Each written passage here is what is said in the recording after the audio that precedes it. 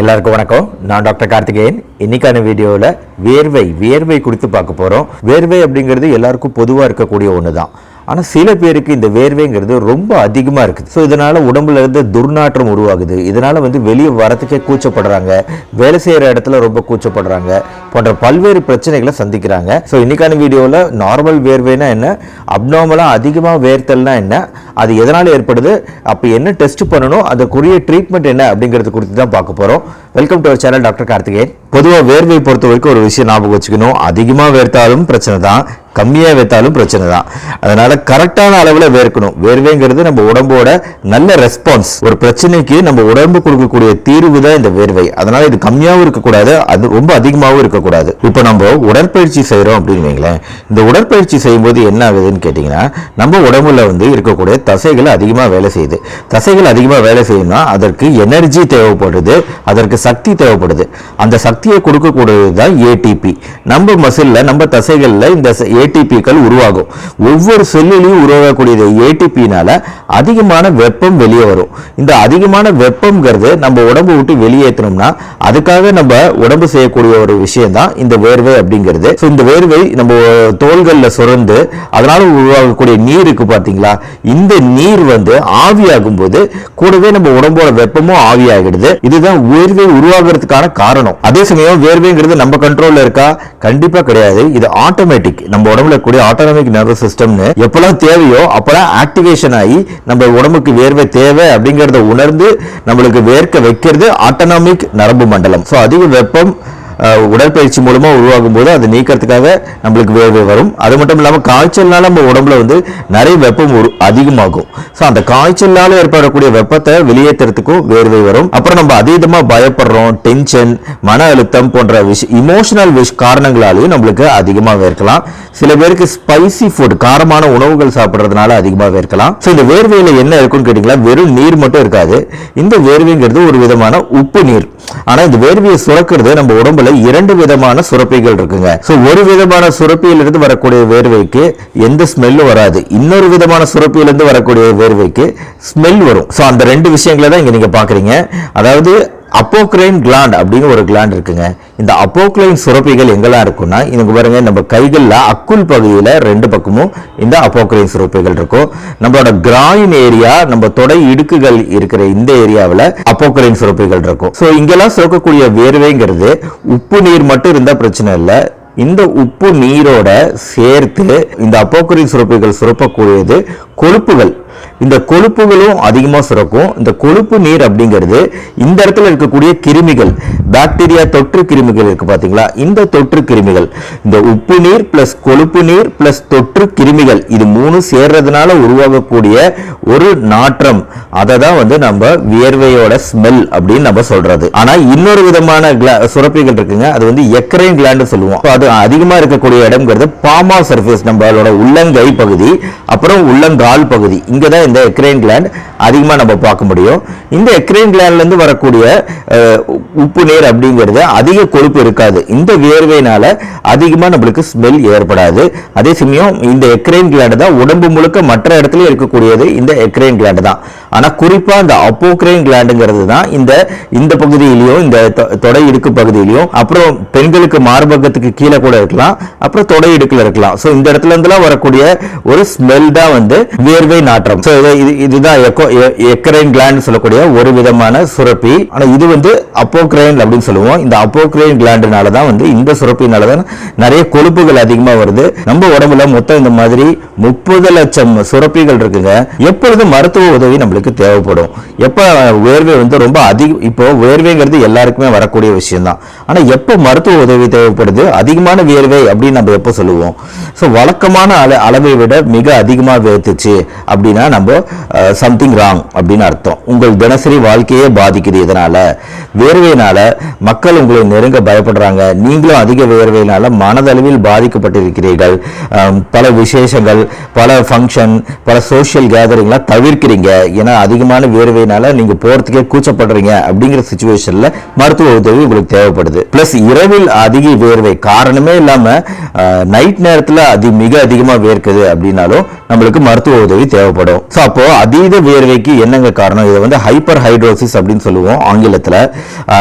நார்மலாகவே சில பேருக்கு ஜெனட்டிக்கலா மரபணு பரம்பரை காரணங்களால வந்து நார்மலாகவே சில பேருக்கு அதிகமாக வேர்க்கிறதுங்கிறது இருக்கும்.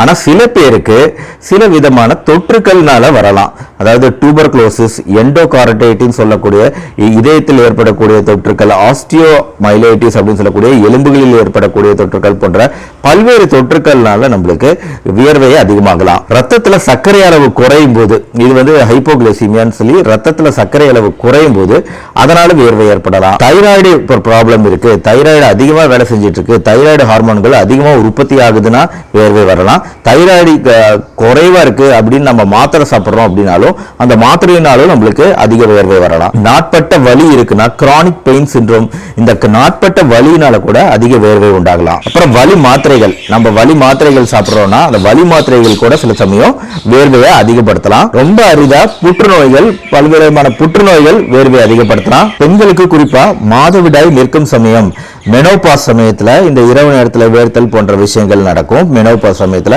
சோ இதனால வேர்வை அதிகமாகலாம். இது இல்லாம இன்னும் பல்வேறு காரணங்கள் இருக்குங்க.